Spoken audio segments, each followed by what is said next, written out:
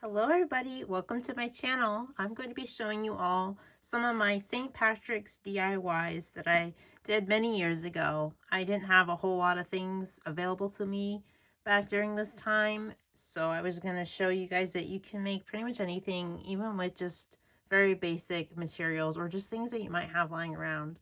A lot of these things that I made were inspired by things on Instagram, and I'd see the things and it's like, well, I would love to make that, but I didn't have that exact thing that they showed, so I couldn't just go to the store and buy it. So I was like, well, I wonder what I had around, lying around, because I was keeping, containers and leftover things and recycled materials that I kept on hand, and I just was taking those items. So as I show some of these things, I'll be showing you if I can find the pictures, I'll show you the pictures or something similar to what I was looking at and what inspired me to make these things. Some of these items that I might show might be possible to get online. So some of the materials or some of the little teeny things aside from the recyclable stuff. And I will have affiliated links in the description down below. So be sure to check that out. If you are able to, please try to purchase something that helps my channel grow. It helps fund the things in my videos and helps me so I can further my content for you guys. Do not feel like you have to if you are not in the situation to support me. This is just for those that are willing to help me and help me grow on here and help me do more content for you guys. So without further ado, let's get to those DIYs.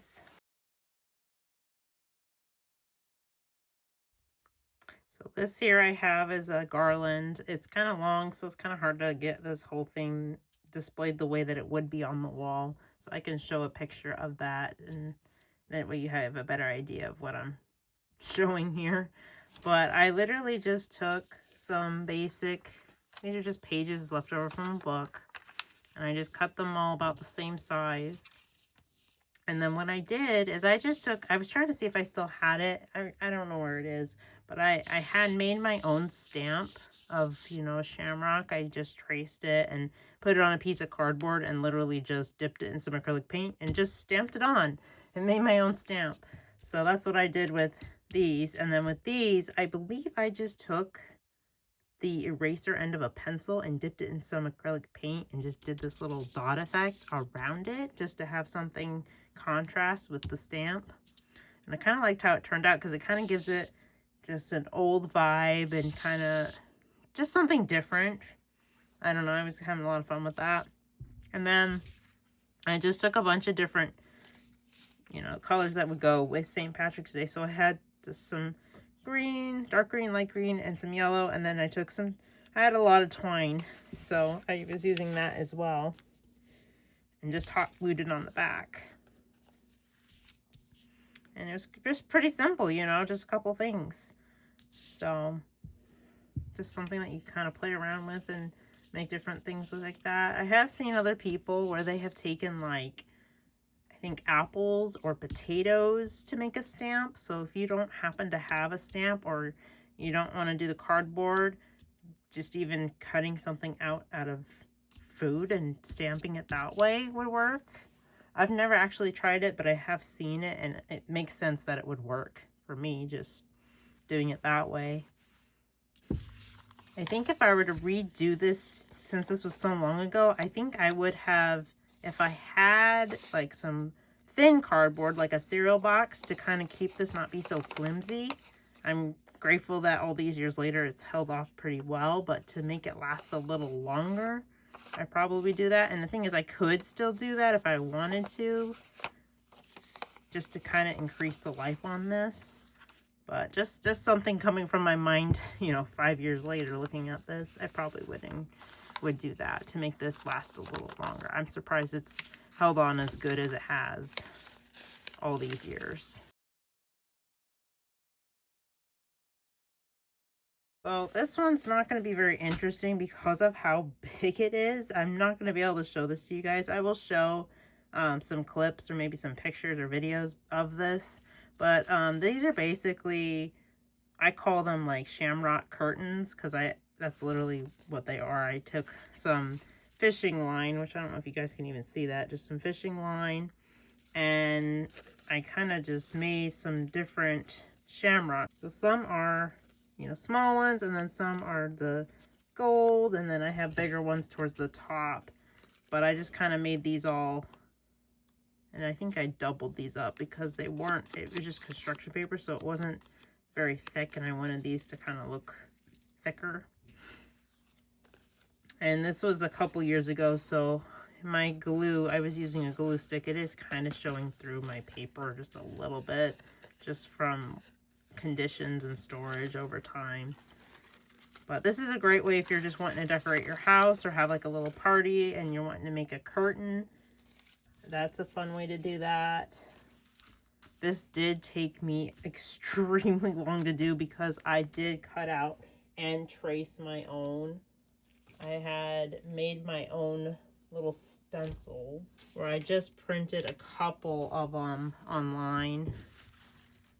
Or that way I wouldn't have to, I mean, if I were to redo this, and like I said, it was probably the situation at the time, maybe I didn't have a whole bunch of ink, but I think if I did this again, I would make sure to take the paper that I have, maybe a better quality paper than construction paper, and print. That way I would just have to cut these out, or maybe use a cardstock instead, just because the quality of the construction paper is not holding up very well. But other than that, it turned out pretty good the first couple of years. I think it's now been 3 or 4 years now, so it's kind of not holding up as good. But maybe I can think of another stronger alternative to this besides paper. But it does work good for a couple of years if you're just needing a basic project to have as a quick little thing, or something that you wanted to have for just that year. Next up I have are these painted signs that I did. Again, these are literally made out of cardboard, as you can see. This one is actually a 2-in-1, so I was starting to kind of play around because where we were living in an apartment at the time, so having a lot of space for decor was not existent at the time. I really had to be careful with how big a lot of my decorations were because I only were allowed like really small boxes to be able to fit them where we were living, just so it wouldn't take over all the other things that we had stored already. So 2-in-1 was something that I was kind of getting into and getting familiar with, and it also just makes it easy so that once St. Patrick's Day is over, I can flip it on over and I don't have to, you know, pull all of my, like, it makes one less thing that I can just easily flip over.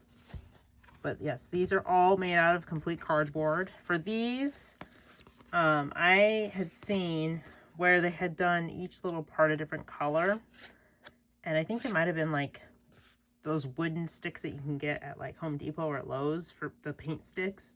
I think that's what they used, but like I said, I didn't have a way to get that. This was also close to COVID, so I don't know if that would have been something I would have been able to get anyway. But I ended up just taking strips of cardboard and I kind of laid them out the way I was going to have them on here. I did the same thing with this one. And then I just painted the strips, the colors that I wanted. And then once I did all that, then I glued. So as you can see, my strips are just glued. And I even, it looks like I had a whole system of numbering the backs. So I knew where they went and which one it went to. And then I chose whatever images I wanted. And I guess in this case, I decided to use the horseshoes and the shamrocks.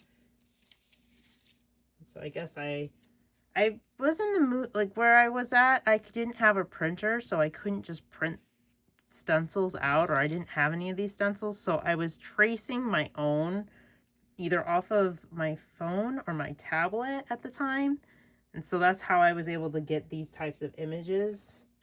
I can't remember if I have that exact one anymore. I think this one was the same one that I did as a stamp, honestly. And I think I just added that. And then this one, I don't know if I still have that stencil. But I basically just traced these and then did them that way. So did not freehand any of that. Now for this other sign, the wee bit, just a wee bit Irish, that one was a lot more involved because I think I had seen one that looked just like this and I wanted it to have the same effect and everything and the font. So here's a little trick on what I did, because I said that I was tracing them off of probably my tablet because of how big these are.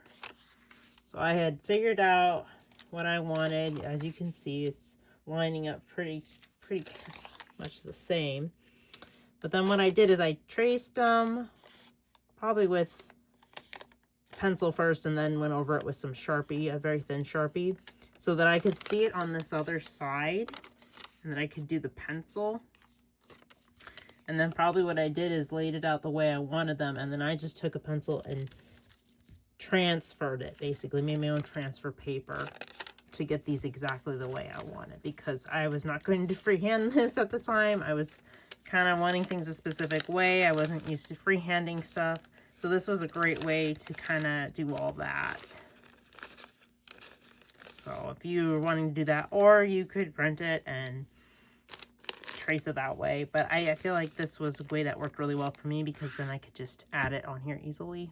Especially this part that was a little more intricate and detailed. So that's a fun little thing, I'm sure. And I intentionally made this darker. I don't know if you guys can tell. I don't know why I did that.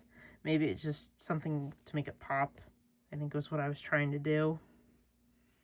This was a long time, so I can't exactly remember everything that I was thinking at the moment that I was doing it.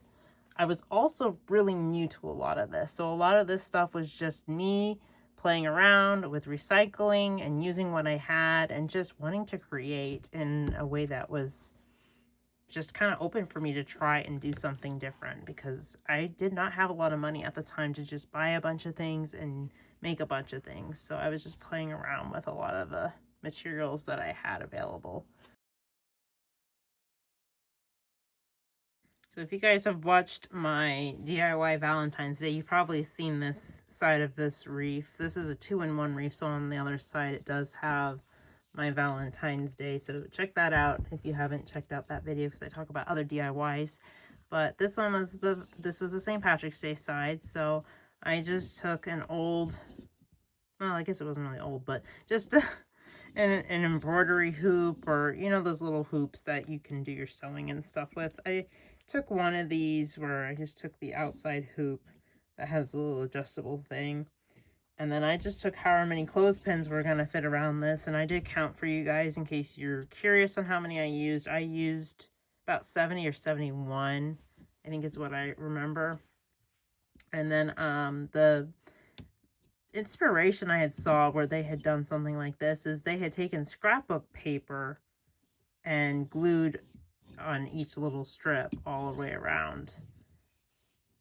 But I didn't have any scrapbooking paper of these colors and of this style I was trying to go for, so I ended up just figuring out what pattern I wanted to do. So I think I was going with, so we got white, light green, dark green. So I think that's kind of what I was doing all the way around. And then just added my own little whatever. So it looks like I was trying to do like the colors of the flag for Ireland, and just gold, and little belt for like a leprechaun. I wrote Lucky and Ireland, and just other little details just to kind of have different patterns. And then I left some of them just plain too, just kind of give them a contrast. And then I have my Shamrock where I traced that with cardboard, kind of like the, if you saw my Valentine's Day one, it was very similar. And this makes it so that I can switch them out to have the 2-in-1. So just something that you can kind of play around with. I mean, I thought about when I made this one doing ones for a bunch of different holidays and just never got around to doing it. But this could be easily done for any occasion. You can do spring, you can do summer, you can do Easter, you can do Christmas, Thanksgiving, Halloween, all those different ones, and make 2-in-1s. Because it saves me from storing 2 of these if I just did one for St. Patrick's Day and one for Valentine's Day. You know, it makes it so much easier to not have to store double the wreaths, and just make it so that you only have to store like half.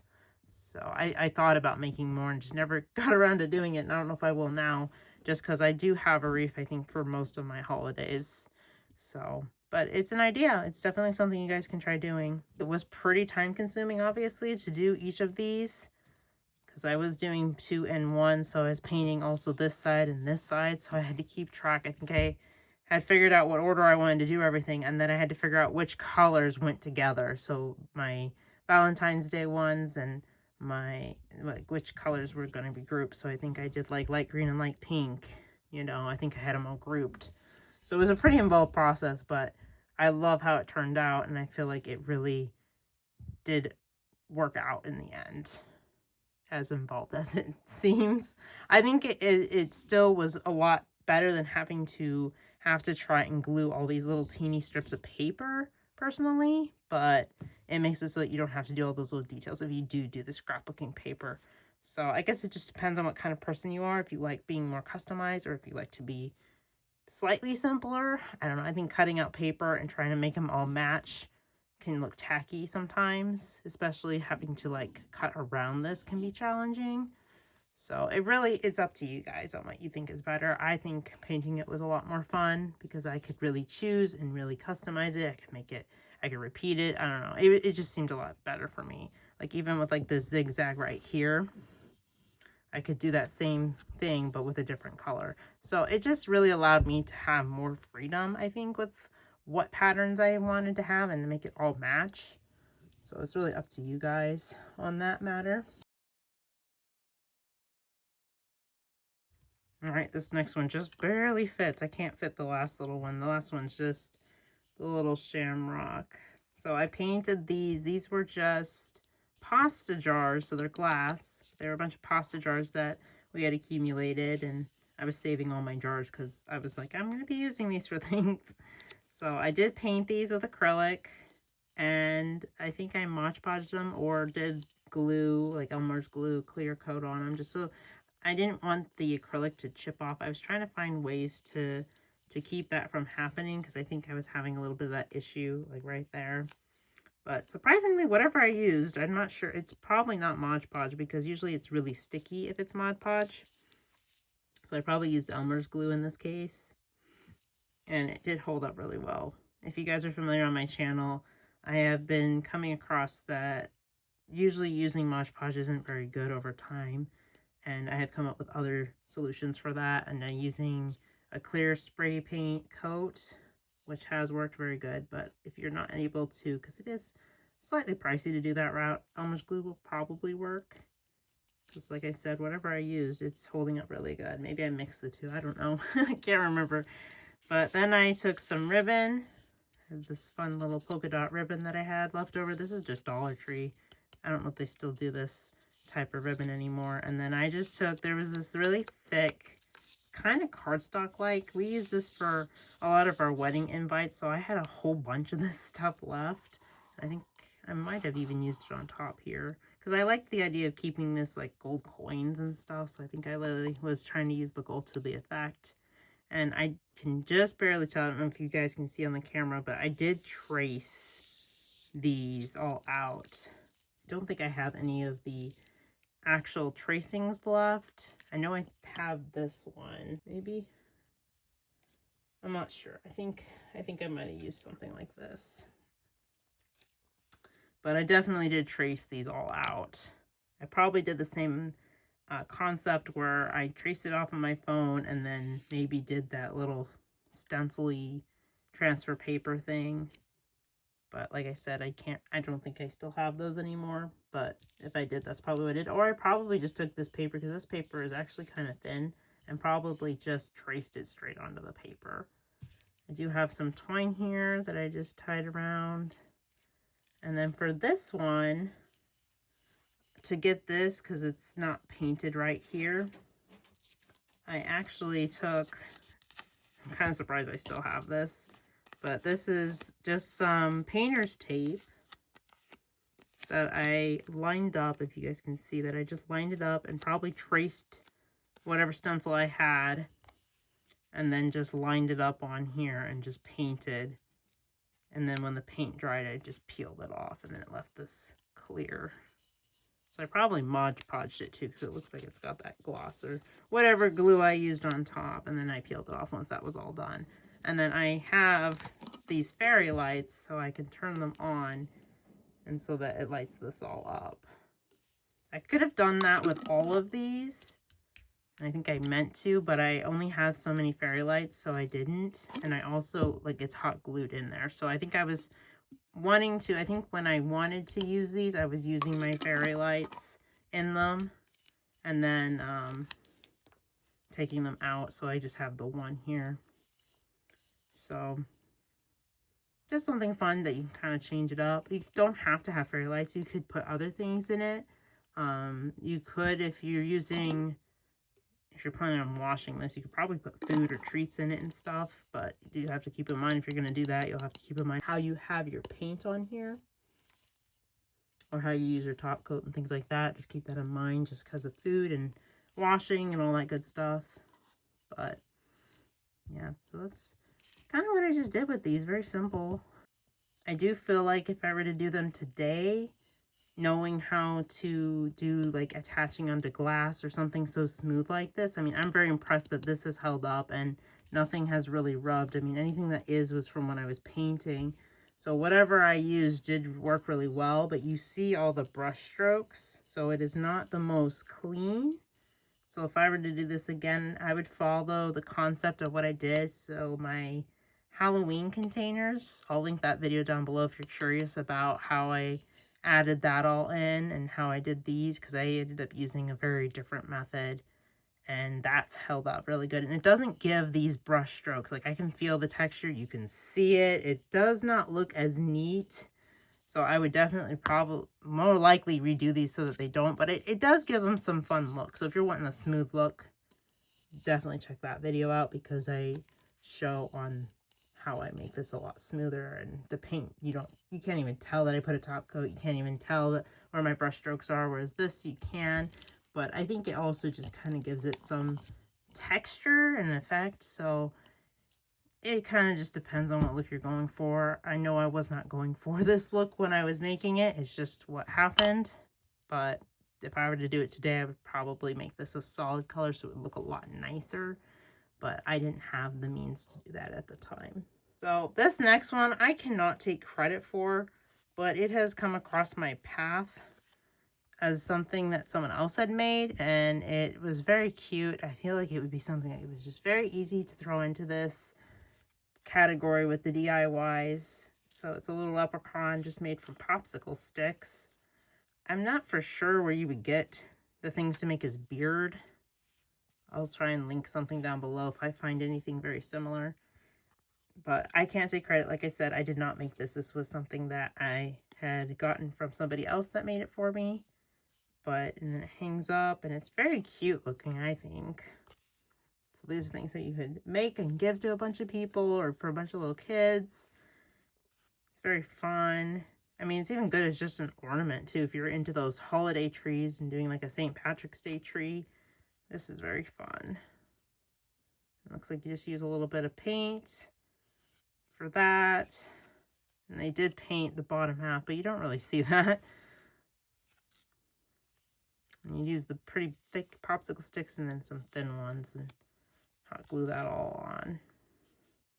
You got the fun googly eyes too. Thank you so much for watching. I hope you guys were inspired and learned maybe some new projects that you want to work on for St. Patrick's Day, or even just inspired you to do it for some other holidays. All of these could be tweaked around and used for various things throughout the year. It does not have to be specifically St. Patrick's Day. If you haven't done so already, make sure that you hit that like button, because that helps my videos and helps other people that may also enjoy this content find it, because it pushes it out there in the algorithm. And also, if you haven't done so already and you really enjoy my content and where I'm going with things, make sure you hit that subscribe button and the little bell icon next to it, because then you can be notified every time I post videos like this. And as always, happy crafting and keep creating beautiful things. Until next time, everybody, bye!